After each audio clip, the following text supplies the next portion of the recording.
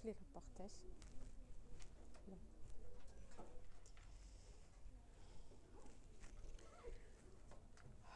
Alors bonjour tout le monde.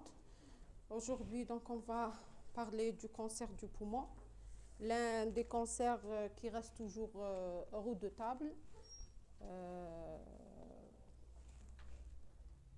Donc il y a plusieurs, si vous voulez, paramètres qui ont fait que le cancer du poumon, sur le plan thérapeutique, il est très difficile. Pourquoi? Premièrement, parce que c'est un cancer le plus souvent silencieux, bien sûr, comme tous les cancers, mais il n'est pas douloureux. Quand on a une masse en plein parenchyme, donc il n'y a pas de douleur. Donc le malade consulte à des stades tardifs, sauf s'il fait vraiment un symptôme qui est alarmant, comme l'hémoptysie par exemple. S'il fait une hémoptysie, ça veut dire qu'il y a une atteinte quand même vasculaire. S'il fait une douleur, ça veut dire qu'il y a une extension, soit vers la paroi, soit vers le médiastin. Donc, c'est une tumeur qui est assez avancée. Et alors que le traitement, il est purement chirurgical. Pour traiter, traitement curatif, un cancer du poumon, il faut l'opérer. Et donc, à des stades tardif où la masse elle est assez importante, elle a envahi déjà la paroi, les vaisseaux, donc le médiastin, on peut pas extirper donc cette masse. Donc malgré que sur le plan thérapeutique en oncologie, les autres types de cancers, donc elles sont plus ou moins traitables à un certain pourcentage, mais il reste toujours meilleur que celui du cancer du poumon. D'accord? Donc, on va commencer par une petite introduction. Le cancer bronchique est la première cause de décès par cancer dans le monde. Son incidence avoisine sa prévalence, donc les traits, l'incidence vu le tabagisme accru, donc il est toujours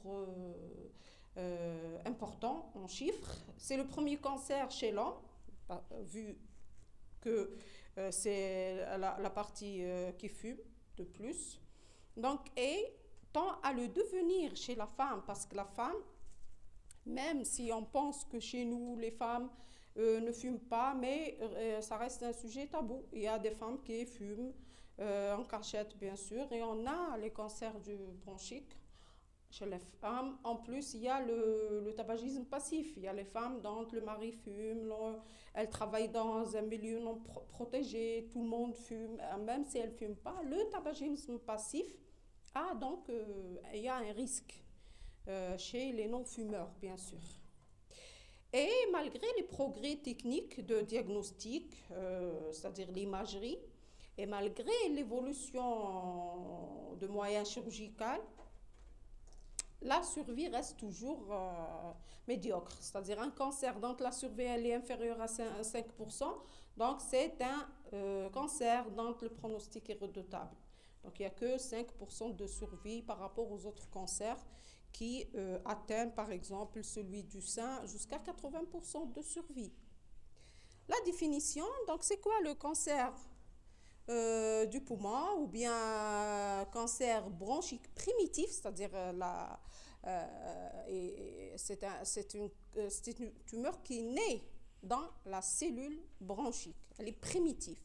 Donc ce sont toutes tumeurs malignes, bien sûr, à caractère primitif, développées aux dépens de l'épithélium bronchique. Donc sur le plan terminologique, on parle de cancer bronchique primitif, c'est vrai. On parle d'un cancer du poumon, COC, donc la même nomination, ou bien tout simplement cancer du poumon. Donc, toute cette terminologie veut dire un cancer primitif du poumon. Donc là, sur le plan épidémiologique, donc c'est toujours, c'est le premier cancer du poumon, il est en tête. Et son incidence, elle est importante par rapport aux autres cancers, bien sûr.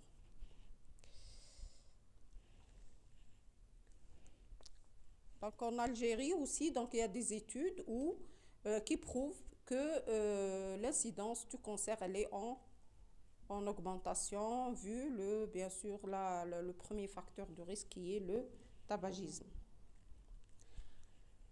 La survie à 5 ans par rapport aux autres cancers, donc même là, l'évolution n'est pas vraiment, le pronostic n'est pas vraiment amélioré. Il a passé de 7% à 10%. S'il est vraiment localisé, donc traitable sur le plan chirurgical, donc ça peut aller jusqu'à 46%, pardon. Et là, donc, c'est un pronostic qui reste toujours inférieur à 50%. Comparé au cancer de la prostate, donc la survie, elle est meilleure, le sein, le côlon, donc, et là, donc, le cancer du poumon reste le plus redoutable. Donc, pour les facteurs de risque, il y a le tabac, bien sûr. Donc, le rôle déjà a été prouvé, donc il ne reste rien à prouver. Donc, le cancer du poumon, il est à 99% dû au tabagisme. Et donc, la fumée du tabac, elle est connue, c'est un meurtrier, la fumée, la cigarette. Il y a plus de 4000 substances. La plus grande partie, elles sont cancérigènes, prouvées. Et la nicotine, c'est elle qui maintient, si vous voulez, la dépendance. Donc, qu'est-ce qui fait que même un sujet, donc malgré que tout le monde sont au courant que la cigarette tue, mais ils n'arrivent pas à arrêter parce qu'ils sont dépendants à cause de cette nicotine qui est un principe dans la cigarette, présent dans toutes les cigarettes.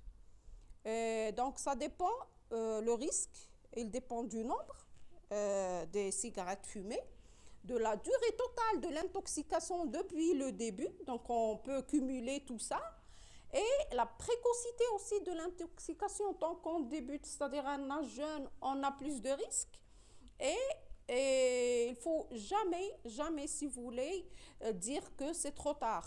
Là, on peut faire le sevrage à n'importe quel âge. On va gagner dans l'espérance de vie, si vous voulez, dans le risque, il diminuera, le risque cancérigène. Donc, il n'y a pas d'âge de sevrage. Il faut arrêter tant qu'on a une opportunité d'arrêter, il faut arrêter. D'accord ?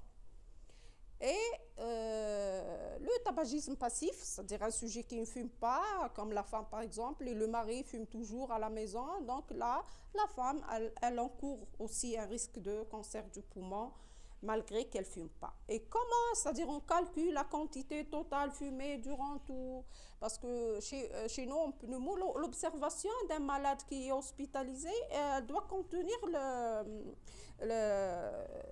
le paquet année, c'est-à-dire le cumul du tabagisme que le sujet a fumé, et là donc pour évaluer le risque du cancer chez ce malade-là. Comment on calcule? C'est la quantité de tabac actif, c'est-à-dire fumé par le malade, un paquet de cigarettes par jour pendant une année. Par exemple, si le malade fume un paquet par jour pendant 50 ans, on va commencer, on va donc interroger sur l'âge de début et l'âge actuel donc de l'hospitalisation. Sinon, s'il a déjà arrêté, donc l'âge où il a arrêté, par exemple, il a fumé 20 ans. Et chaque jour, il fume un paquet, donc un paquet fois 20, il a fumé 20 paquets année. C'est comme ça qu'on fait le calcul. Bien sûr, il n'y a pas de limite. Et il peut fumer une cigarette par jour pendant 50 ans. Il a, par exemple, le même risque que celui qui fume, par exemple, un paquet pendant 10 ans. C'est-à-dire, il n'y a pas vraiment une limite pour le tabagisme, parce que chacun fume à sa manière, si vous voulez. Il y a des sujets qui fument profondément, c'est-à-dire ils aspirent vraiment la fumée totale et ils font cette apnée pour garder le plus de quantité de nicotine dans leur cerveau. Il y a des autres qui fument de façon superficielle. Donc On ne peut pas dire qu'à 10 paquets années, il peut attraper le cancer. À 20 paquets années, il peut. Donc, on fait juste le calcul pour apprécier, si vous voulez, le nombre total ou l'imprégnation. On parle d'imprégnation tabagique totale chez les malades. Donc, les autres facteurs de risque, là, donc, on peut les évoquer chez les sujets non-fumeurs qui ont fait un cancer du poumon. Un sujet non-fumeur qui fait un cancer du poumon, donc on pense aux autres facteurs de risque, malgré que là, le pourcentage est moindre, mais c'est des produits qui sont cancérigènes. Par exemple, il y a le risque professionnel, c'est-à-dire au cours de leur vie professionnelle, sont exposés à une poussière qui est connue comme étant cancérigène. Elle est prouvée, c'est-à-dire comme le radon, comme le nickel, le chrome, l'arsenic. Donc là, donc c'est prouvé que ce sont des substances cancérigènes et un malade qui ne fume pas, qui est exposé sur le plan professionnel, il a le droit à une indemnité. C'est-à-dire s'il fait un cancer bronchique, mais il doit ne pas être un fumeur. S'il fume, donc il va perdre cette indemnité parce qu'il y a le tabagisme avec le risque professionnel. Donc les autres facteurs tels que la pollution, c'est-à-dire qui est donc de plus en plus importante dans les villes qui sont industrialisées. Donc la pollution atmosphérique, c'est un facteur de risque en plus, bien sûr, du tabagisme. Donc il y a les autres facteurs de risque. Il y a le facteur génétique, bien sûr. Chez les familles, on trouve, par exemple, dans la même famille, 2 cas, 3 cas de cancer. Donc, il y a quand même un facteur génétique et qui est prouvé aussi donc, chez les personnes qui font un cancer bronchique. Donc, sur le plan histologique, le cancer bronchique, il y a 2 grands types. Donc, il y a le cancer bronchique à petites cellules, le CBPC. Donc là, donc, il fait 20%, c'est un pourcentage qui est minime. Il y a le cancer bronchique non à petites cellules, et là, c'est le plus fréquent. L'épidermoïde, c'est le premier, c'est sur le plan mondial.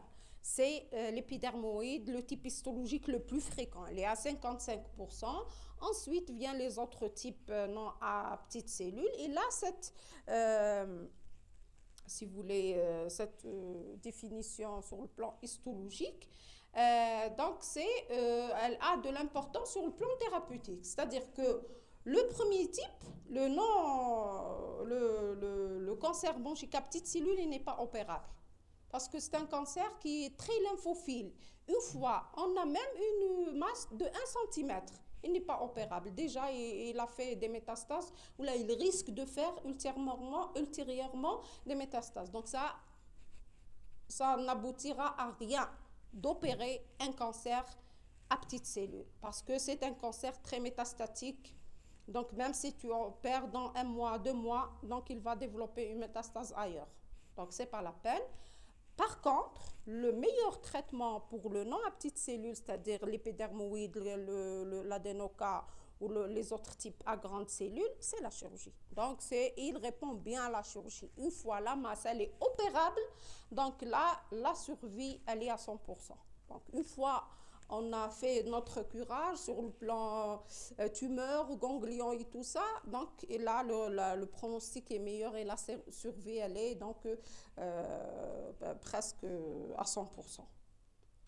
Il n'y a pas de risque de métastase ou là de récidive. Donc, quels sont sur le plan clinique les signes, si vous voulez, qui sont les signes cliniques du cancer bronchique? Bien sûr, il y a les signes respiratoires.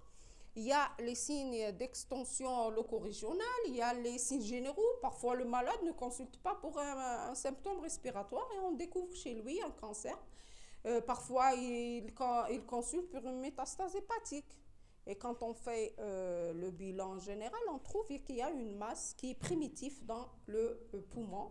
Il y a les syndromes paranéoplasiques, c'est-à-dire qu'il y a les syndromes qui, par exemple, qui n'ont aucune relation avec le poumon. Par exemple, il vient pour une tuméfaction au niveau articulaire. Le genou, les petites articulations, il va consulter chez le rhumatologue et tout ça. Il peut consulter pour une symptomatologie neurologique. Ce n'est pas des méta, mais c'est le fait qu'il y a dans le sang des enzymes ou bien des hormones-like produites par la cellule cancéreuse, bien sûr, et qui font des symptômes extra-respiratoires. Ils peuvent faire un syndrome de Schwarz-Parter, c'est-à-dire c'est un syndrome paranéoplasique qui mime une pathologie hormonale, neurologique, rhumatismale, et alors que c'est un cancer du poumon. Il y a les cas qui sont vraiment en nombre très minime, c'est-à-dire quand on fait une radio pour autre chose, dans le cadre d'une embauche, médecine de travail, et il exige par exemple une radio, et là il tombe sur une masse. Actuellement, dans le cadre du Covid, donc le scanner est systématique. On est tombé sur plein d'images de cancers bronchiques non traités. On a découvert des cancers bronchiques en faisant le scanner pour le Covid, bien sûr. Donc là, c'est quand on fait, par exemple, de façon systématique, une radio pour autre chose. On tombe sur, alors que le malade n'a aucun signe respiratoire. Donc, ils ont essayé un certain temps de faire, par exemple, parce qu'on peut dépister le cancer par une radio. Si on tombe, par exemple, sur une image arrondie, une image excavée, une atélectasie chez un fumeur, donc c'est suspect. Là, on demande la fibro. Donc, ils ont dit pourquoi on ne fait pas, par exemple, une radio chez tous les fumeurs, par exemple, supérieurs à 40 ans, pour dépister un cancer à un stade, par exemple, curable sur le plan chirurgical. Et c'est-à-dire que la cadence, premièrement, pour faire, est-ce qu'on fait chaque 6 mois, est-ce qu'on fait chaque 3 mois, est-ce qu'on fait, si on fait par exemple une radio par année. Donc là, on risque de tomber sur un cancer déjà avancé. Donc ils ont trouvé que le rapport coût-efficacité d'un dépistage systématique chez les fumeurs n'est pas vraiment faisable. C'est-à-dire on peut dépenser une somme importante, mais sur le plan pronostic, on n'a pas amélioré le pronostic de la maladie. Donc ils ont, si vous voulez, arrêté de faire le dépistage radiologique du cancer bronchique chez les fumeurs, par exemple. Pour dépister un cancer, ce n'est pas vraiment bénéfique et on n'a pas amélioré le pronostic de la maladie. Donc, on va commencer par les signes respiratoires. Donc, il peut s'agir d'un symptôme négligé, minime, une toux, expectoration. C'est décrit chez le malade fumeur. D'ailleurs, Roy lui-même, pour lui, s'il expectore chaque matin, c'est à cause du tabac, c'est pas grave. C'est pour lui, la toux, expectoration, c'est dû au tabagisme, mais ce n'est pas un signe vraiment alarmant. C'est quand il fait par exemple une hémoptysie, là il peut consulter. Quand il fait une dyspnée, là il va consulter. Sinon, il ne va pas penser à consulter devant une toux ou bien expectoration. Parfois, les malades présentent des épisodes infectieux pulmonaires traînants, c'est-à-dire une pneumopathie avec fièvre, toux purulente et ça traîne. Ça ne répond pas parfois à l'antibiotique, sinon ça s'améliore sur le plan après juste l'antibiothérapie. Si on arrête, ça revient dans le même territoire. Donc c'est pour ça qu'on dit que toute pneumopathie ou bien abcès dans le même territoire, ça se répète, il y a une obstruction bronchique. Et donc on craint le cancer parce qu'il obstrue la bronche. Donc il faut toujours penser au cancer bronchique devant un épisode infectieux traînant. C'est-à-dire il ne répond pas aux antibiotiques, ou là il répond, il revient dans le même territoire, la même image. Donc elle s'améliore, elle se nettoie de façon jusqu'à 80%. On dit bien, on a un nettoyage, une amélioration. Ensuite ça revient dans le même territoire. Donc il y a probablement une obstruction. Là, on doit faire une fibroscopie. Donc là, on risque de tomber sur une image du cancer. Les autres signes. Donc, il y a les signes d'extension loco-régionale. Et là, donc, on peut, le malade, parfois, surtout dans le cancer à petites cellules, il consulte pour un syndrome médiastinal tel que le plus fréquent, c'est le syndrome cave supérieure dans le CPC. Donc, il consulte pour une obstruction au niveau de la veine cave supérieure. Donc, on a le syndrome cave supérieure avec œdème en pèlerine, donc œdème, cyanose des lèvres. Donc, tout le syndrome, il est complet. Quand on fait le scanner, on tombe sur une tumeur qui envahit donc, le médiastin. Donc, c'est un stade avancé de la main. Parfois, c'est une dysphonie. Donc, le cancer ou bien la tumeur a fait un envahissement et elle a touché le nerf récurrent par paralyser des cordes vocales. Il y a le plus fréquent aussi, c'est le Claude Bernard Horner. C'est une tumeur de l'apex du poumon et qui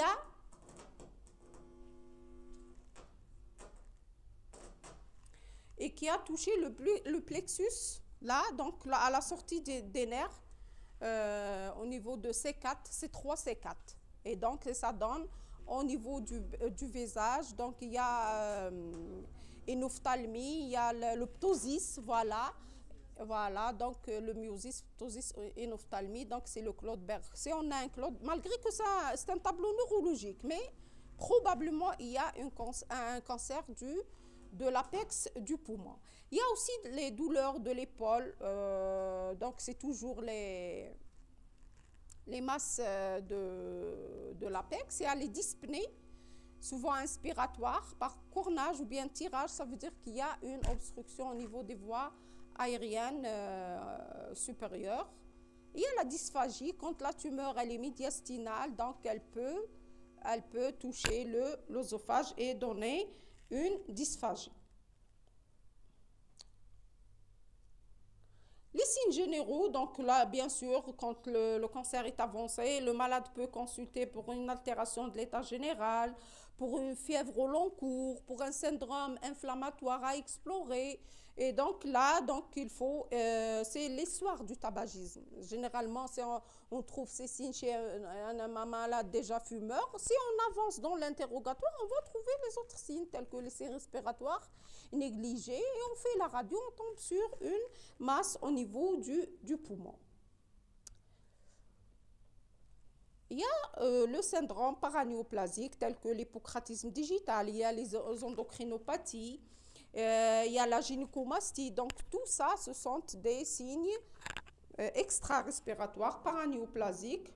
On a expliqué ça par la présence d'hormones c'est-à-dire qui sont produits par la cellule cancéreuse.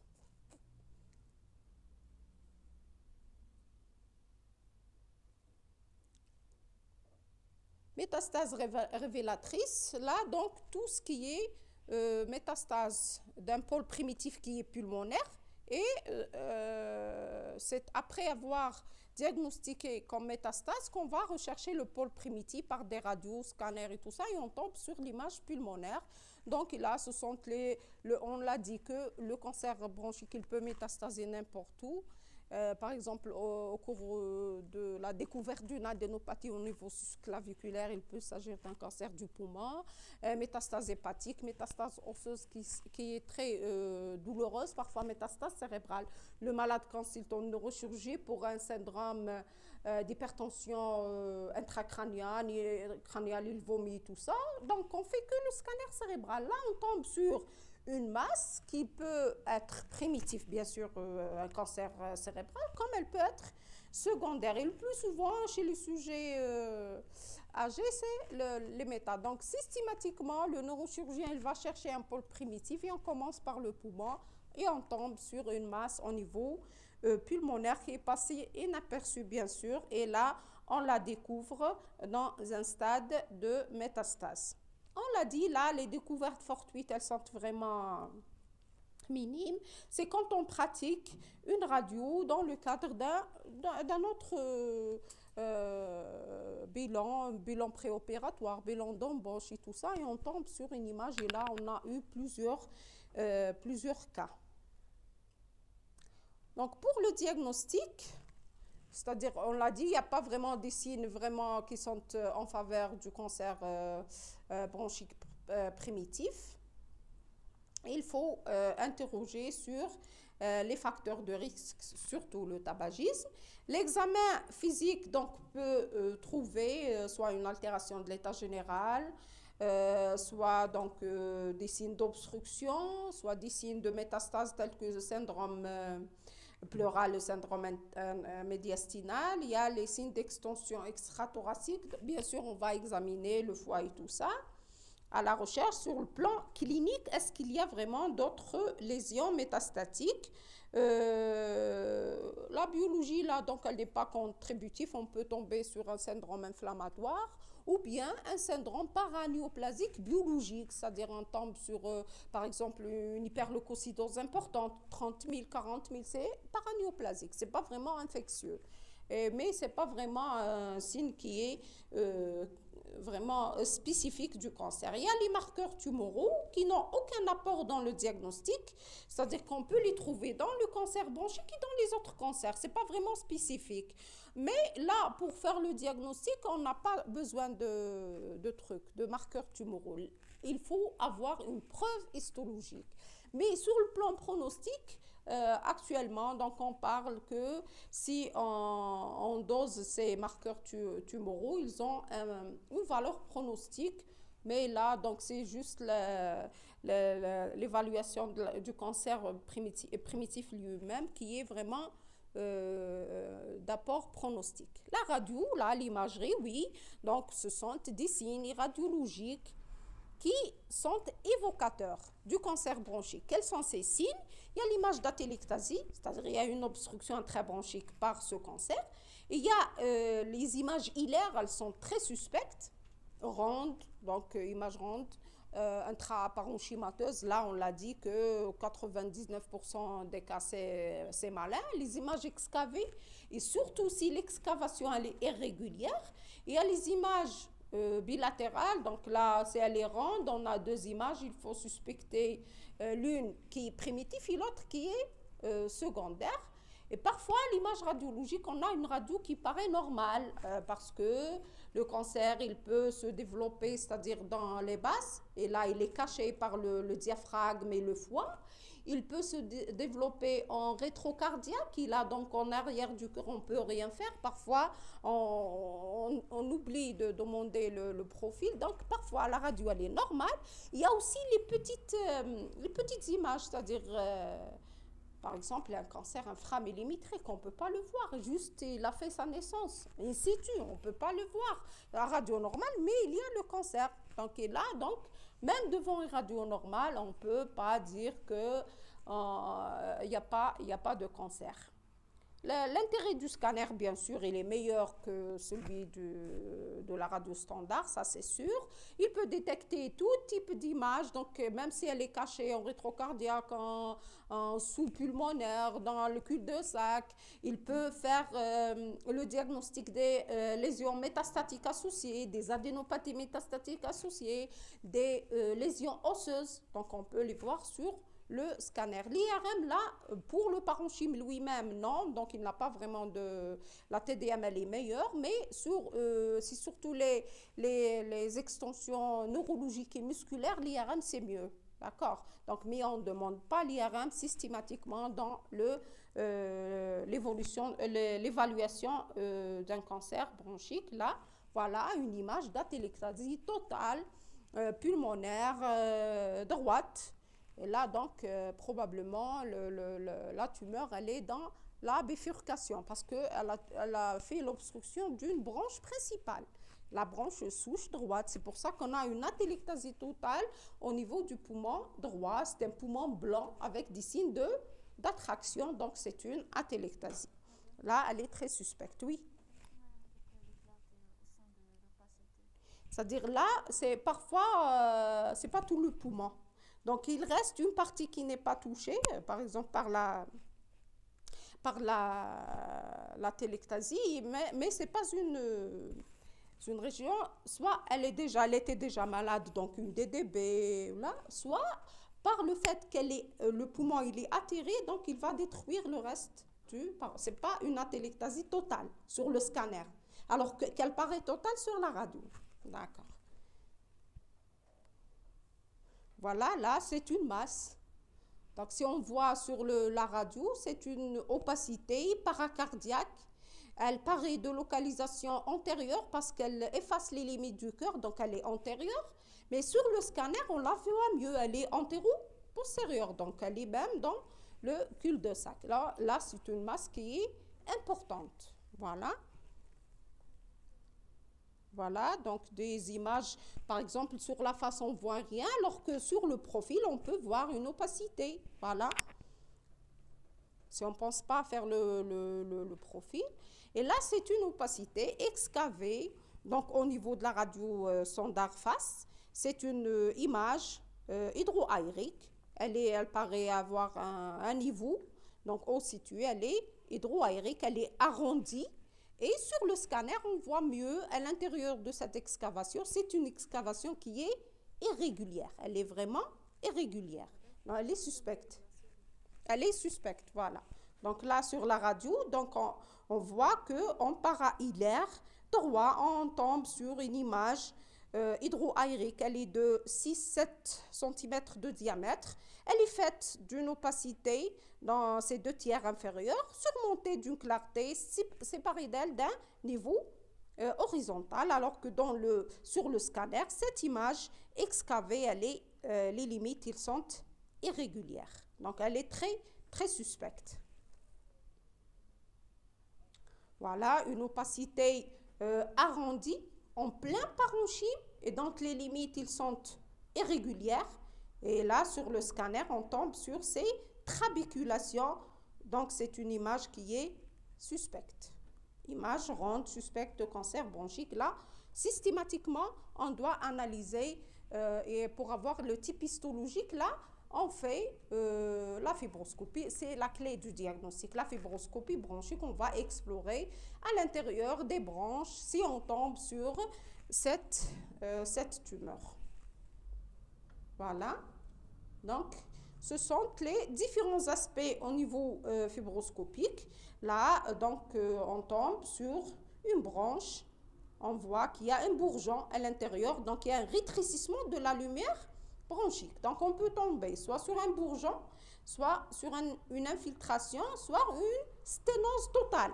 Donc, il a comparé avec un aspect normal. Donc, là, c'est une bifurcation de branches qui sont libres. Là, il y a un bourgeon quand même au niveau intrabronchique. Voilà, donc toujours un bourgeon. Il y a une obstruction. Là, c'est une obstruction par infiltration. Il n'y a pas vraiment un bourgeon. Il y a toute, si vous voulez, la circonférence. Elle est respectée, mais elle est réduite de calibre. Donc, il y a une infiltration de la paroi bronchique. Là, c'est une masse en intra qui obstrue presque 90% de la lumière. Là, la biopsie, elle est très facile. On fait une biopsie, on tombe sur le type histologique facilement. Voilà. Obstruction totale de la lumière bronchique. Là, donc c'est très difficile. Donc là, on parle d'une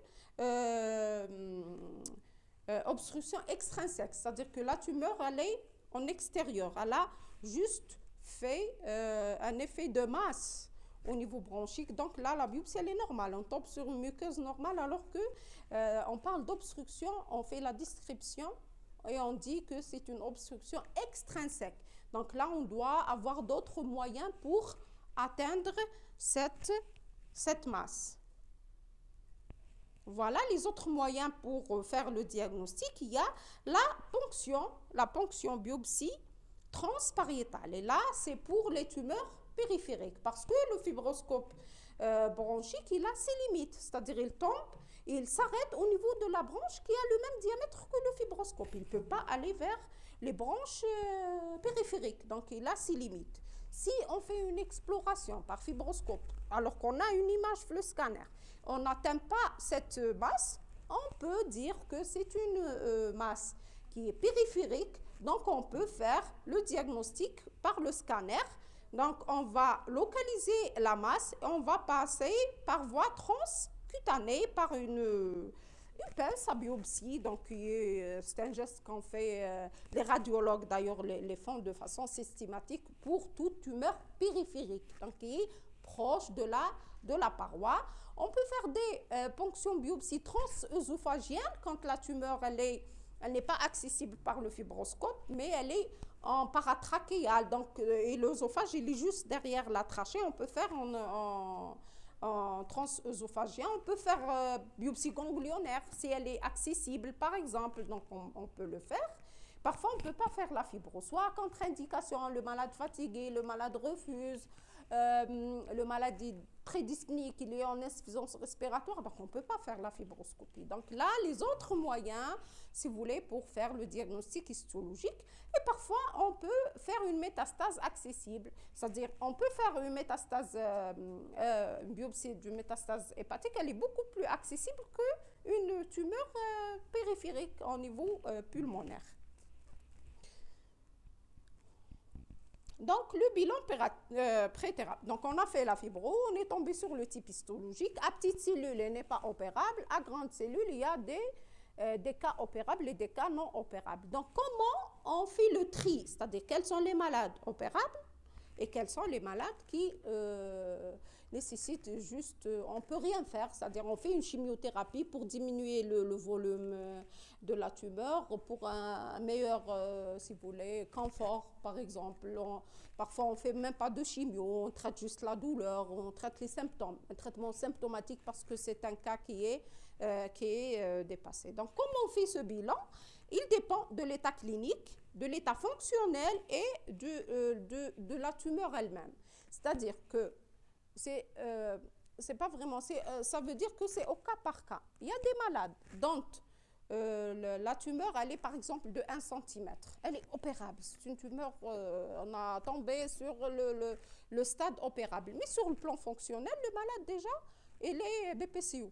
Il est stade 4, BPCO stade 4. On ne peut pas l'opérer, on ne peut pas le faire dormir. L'anesthésiste va refuser de lui de faire une anesthésie générale.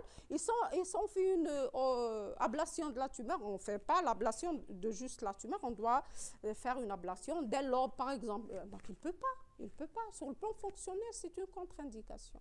Donc, on peut tomber sur des contre-indications carcinologiques, c'est-à-dire la tumeur, elle a envahi, donc on ne peut pas l'extirper. Donc, même si le malade il est en bon état clinique, en bon état fonctionnel, mais on a une contre-indication carcinologique. On peut tomber sur une tumeur opérable sur le plan carcinologique, alors que le malade, sur le plan fonctionnel, il ne peut pas. Il est cardiaque, par exemple, il a fait déjà un IDM, une cardiopathie ischémique, on ne peut pas l'opérer. Donc, il y a des contre-indications fonctionnelles, il y a des contre-indications. Parfois, c'est un malade âgé.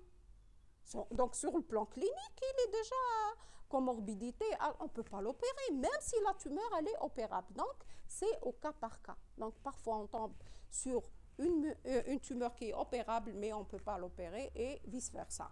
Donc, sur le plan clinique, voilà, on fait le bilan d'extension de la tumeur pour dire quel stade, quelles sont les métastases possibles, est-ce qu'il y a des métastases, est-ce que les métastases sont opérables ou non opérables. Et il y a des cas où on opère la tumeur primitive si elle est opérable, et si on a une seule métastase opérable, par exemple les métastases hépatiques, elles sont opérables. Une métastase cérébrale, elle est opérable. Donc, même toute métastase, c'est un stade 4. Donc, si on voit stade 4, c'est le dernier stade. Méta M1, c'est un stade 4. Donc, il n'est pas opérable. Mais il y a des cas où on peut opérer, c'est-à-dire où la métastase, elle est opérable, elle est unique. Donc, méta unique opérable, le malade, on peut l'opérer. Donc, c'est au cas par cas.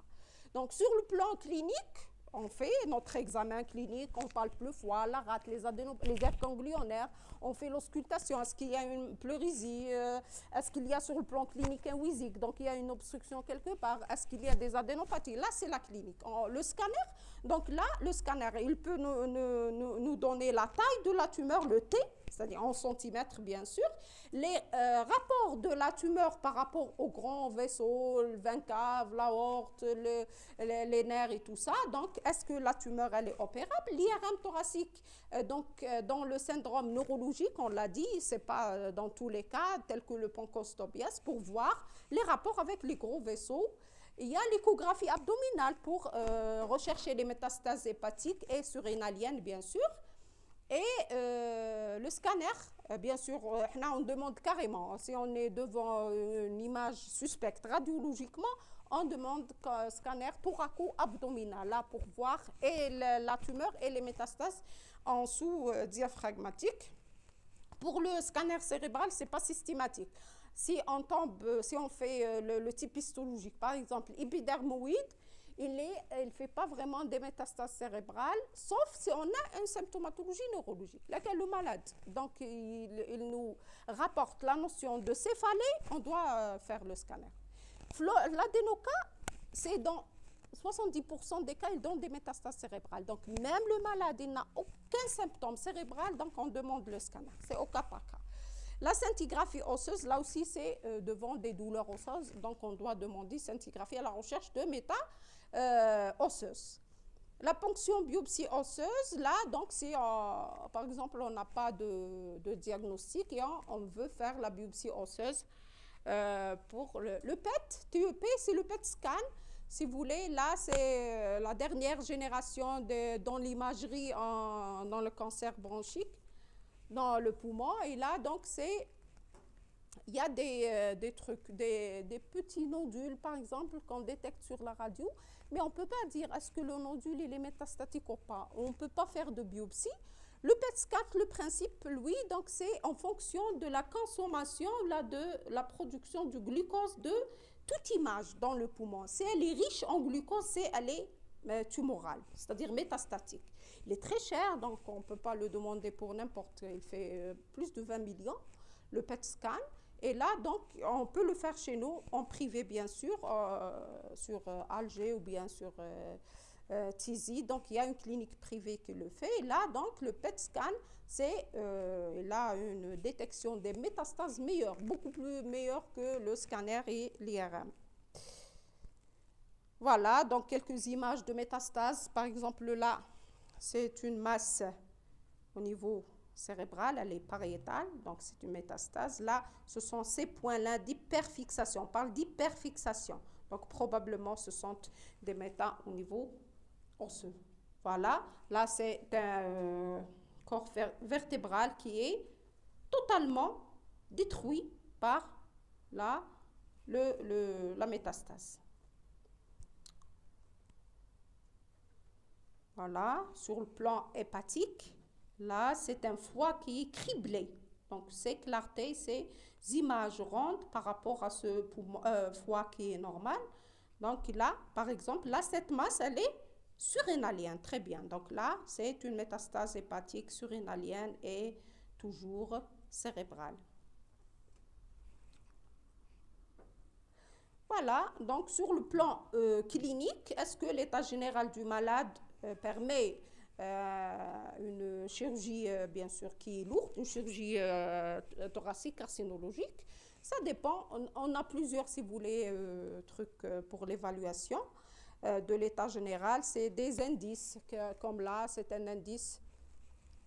C'est le Karnofsky, donc il est utilisé. Donc, ça part de 100%. Un sujet donc, qui est en bonne santé jusqu'à 10%. Donc, ça dépend. C'est à l'interrogatoire, à l'examen. Donc, on peut donner soit 100%, 90%. Et à un certain pourcentage, on ne peut pas opérer le malade. Donc, c'est son état général. Donc, là, on n'a pas d'âge. C'est-à-dire que on peut tomber sur un malade 80%, mais son Karnofsky est meilleur que celui de 50, ça dépend des comorbidités, de l'état général, d'autres choses. Donc, il y a plein de choses pour évaluer la clinique, le malade sur le plan clinique. On fait donc le bilan fonctionnel, c'est quoi? Donc, c'est sur le plan respiratoire. Donc, c'est la spirométrie. Donc, est-ce qu'on a un VMS qui est acceptable? On calcule le VMS prévisible en post-opératoire. Et là, donc, ça dépend. Si on tombe sur un VMS acceptable, on peut opérer le malade. Il y a les gaz du sang, donc c'est systématique avant toute chirurgie pulmonaire. Et bien sûr, on cherche l'éventualité de l'HTAP. Voilà, donc la classification TNM, c'est en fonction de cette classification qu'on peut dire que le malade, sur le plan carcinologique, il est opérable. C'est-à-dire le T, c'est la taille de la tumeur, ça passe de Tx, T0, donc jusqu'à T4. C'est à titre d'information, bien sûr, là, il faut pratiquer pour vraiment apprendre ces choses-là. Sur le plan N, c'est quoi? C'est les ganglions. Est-ce qu'il y a des ganglions médiastinaux hilaires qui sont touchés? Donc, N0, il n'y a pas d'extension ganglionnaire. N3, donc, il y a le médiastin qui est touché. Les méta à distance, c'est-à-dire tout masse extra, c'est-à-dire après avoir localisé la masse primitive. Si un nodule est localisé dans un autre lobe, c'est une méta. Même si c'est le même poumon, c'est une métastase. Donc, dans le poumon, c'est une métastase. Dans le foie, c'est une métastase. Dans l'os, c'est une métastase. Donc là, ça dépend. M0, aucune métastase, ça veut dire qu'on a fait le bilan. Ce n'est pas juste parce que sur le plan, on n'a pas palpé, il n'y a rien. On doit faire le scanner. Donc, le scanner, il n'y a pas de métastase. La scintille, il n'y a pas de métastase. Le scanner cérébral, il n'y a pas de métastase. Là, on déclare M0 jusqu'à M1A, M1B, ça dépend. Le A, c'est toute métastase thoracique et M1B, toute métastase à distance. Donc là, on a par exemple le T1, T0, N0, M0 jusqu'à T4, N4, N3, M1. Donc c'est un stade 4. Voilà le staging ou bien la classification en fonction des stades. Et là, donc, on peut opérer le stade 1A, 1B, plus ou moins de A, de B. Voilà, ça dépend. Ça dépend de l'expérience du chirurgien donc, qui est expérimenté en carcinologie, mais les autres en rouge, donc on ne peut pas opérer. Mais comme je l'ai dit, ce n'est pas tous les métastases qui ne sont pas opérables, ce n'est pas tous les stades 4 qui ne sont pas opérables. On peut tomber sur un stade 4 qui est opérable si la métastase elle est unique et opérable. Donc, pour le traitement, on l'a dit, le traitement du cancer du poumon dépend du type exact, on l'a dit. Les non à petites cellules, c'est la chirurgie, à petites cellules, c'est la chimiothérapie. Ça dépend de l'extension du cancer, donc il y a des cancers opérables, il y a des cancers qui ne sont pas opérables, et de l'état général du patient lui-même. Donc là, les moyens thérapeutiques, c'est la chirurgie, la chimiothérapie et la radiothérapie. Donc le cancer à petites cellules, on l'a dit, on propose habituellement une chimioradiothérapie, il n'est pas opérable. Ce type de cancer, il répond bien à la chimiothérapie.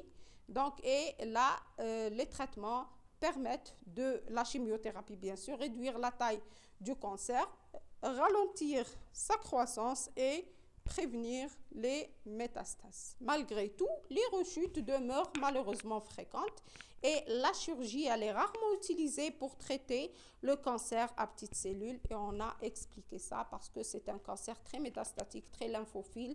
Donc, il répond bien à la chimiothérapie, mais la récidive, elle se fait juste après minimum 6 mois. Donc, on a réapparition d'autres localisation et de façon beaucoup plus agressive. C'est-à-dire c'est là le cancer à petites cellules, donc il n'y a pas vraiment un traitement curatif.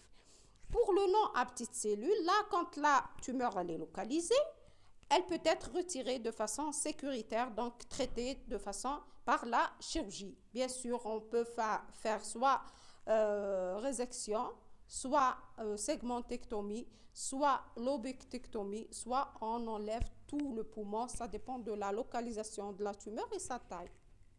Si elle est localisée, par exemple, au niveau de la branche souche, là, on doit enlever tout le poumon parce que donc, la branche souche, c'est elle qui, on ne peut pas enlever juste la branche souche et laisser le poumon. Si elle est vraiment périphérique, là, on peut opérer, enlever juste le lobe ou le segment ou la faire juste malgré que ce n'est pas vraiment efficace le fait de faire juste la résection de la tumeur elle-même, donc elle va métastaser après. Pour être sûr, il faut enlever toute la périphérie de la tumeur. Donc, parfois, on combine pour le cancer non à petites cellules, radiothérapie, chimiothérapie à la chirurgie afin de prévenir une rechute. Donc, parfois, le chirurgien, pour lui, donc il voit tout le dossier, donc il fait son propre inventaire pour le cas et pour lui, la tumeur, elle risque quand il ouvre, par exemple, c'est pas toujours le scanner, et donc il donne la réalité de la chose. Parfois, quand il ouvre, il tombe sur des surprises. Il voit que vraiment la tumeur, elle est, par exemple, elle a envoyé même la paroi d'un vaisseau, donc il ne peut pas la retirer. Donc, et le chirurgien, lui, il demande de faire quelques séances de chimiothérapie afin de réduire la taille de la tumeur. Ensuite, il va opérer. Donc, on parle d'une chimiothérapie pré-thérapeutique. Donc, on fait soit chimiothérapie, radiothérapie, ensuite on opère pour diminuer, si vous voulez, le risque de rechute.